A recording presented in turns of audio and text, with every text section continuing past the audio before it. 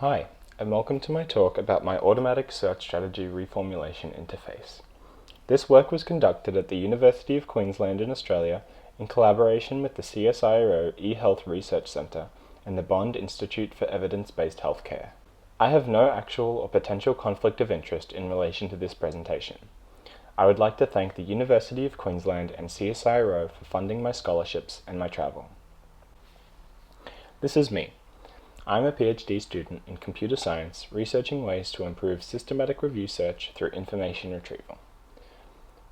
My research has identified that search strategies are one of the most critical components of a systematic review. Moreover, the quality and outcomes of a systematic review are ultimately decided by a search strategy. However, search strategy construction takes significant resources, and most of the focus of automation is in screening. In fact, there's been very little attention to automation in search strategy construction. Not only are search strategies highly important, but their construction is very challenging. Search strategy development requires extensive effort by trained information specialists who have high levels of knowledge about the search systems and the search domain. Not only this, but search strategy development is not standardized, and there are currently multiple ways to construct them. So because of these findings, I started working on ways to automatically generate more effective search strategies for systematic review literature search. What I found was that search strategies that are currently being constructed are not as effective as they could be. I found that I could automatically generate better search strategies, and that considerable gains in effectiveness could be achieved from these search strategies. Furthermore, this evaluation was done not just using seed studies, but considering all of the studies that were included in the review. As a side note, you might be wondering about how recall could increase. This is showing that studies that were identified outside of the search process, for example by snowballing, are actually being retrieved by the search strategy. So how do I generate more effective search strategies? I've devised a number of simple transformations that can be applied to queries. To generate variations of a query, all applicable transformations are applied to all clauses that are applicable. For example, in the field restrictions transformation, variations of the original query are generated by changing the field restrictions of every term. As you might imagine, this generates a very large number of variations, and the larger the search strategy, the more variations.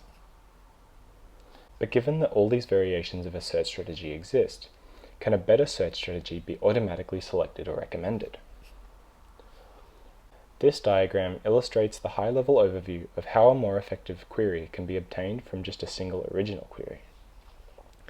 First, we start with the original query we want to improve.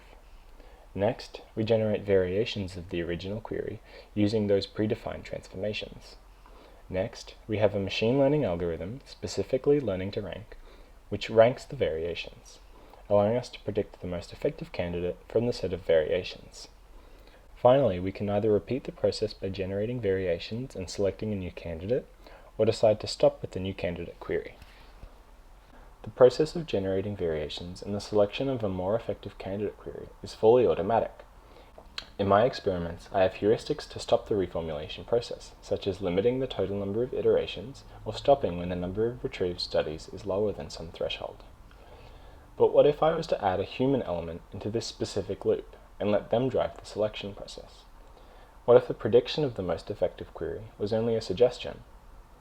Adding a human in the loop would allow them to fine-tune the candidate selection, and they can decide when to stop reformulating. The tool that I would like to present to you, QueryLens, does exactly this. Let's take a look at this example search strategy. In its current state, it retrieves about 9,000 studies and 3 out of the 7 seed studies. Here we've submitted the search strategy we were looking at on the previous slide. There's a lot of information being presented here, so let's focus on the main elements.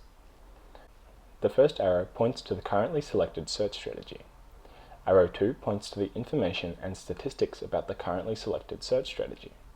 It shows the total number of variations that were generated from the input query, the type of transformation made to obtain the currently selected search strategy, and several measurements about the query, including precision, recall, and the total number of retrieved studies.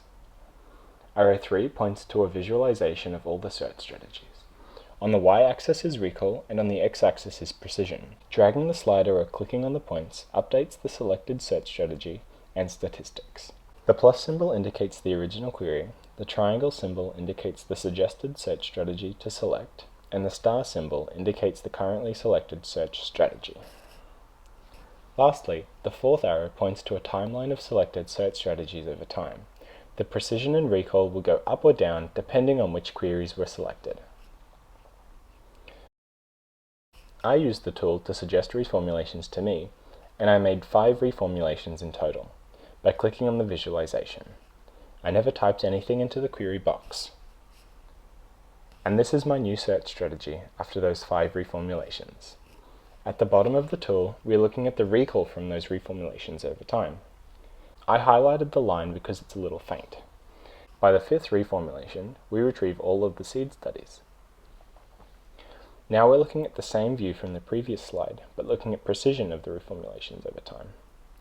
When we start out, the precision is good, there's a large dip towards the end, but then we were able to find a query that was almost as effective in precision as the starting search. Now we can compare the original query to the refined query. These query visualizations are from another tool I also presented at this year's Cochrane Colloquium. Please see that presentation if you'd like to learn more about them.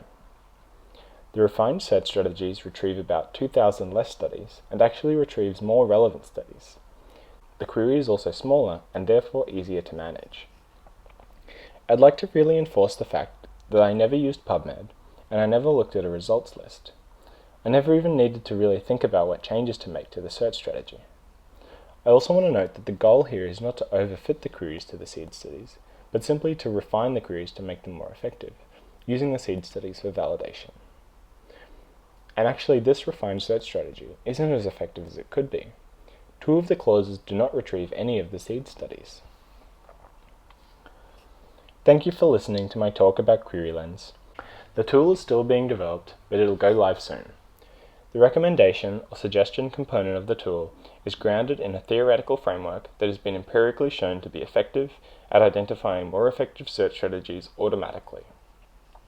Bookmark the Search Refiner link in this slide to use the tool when it's finished. You can already use the visualization tool from the previous slide while you wait.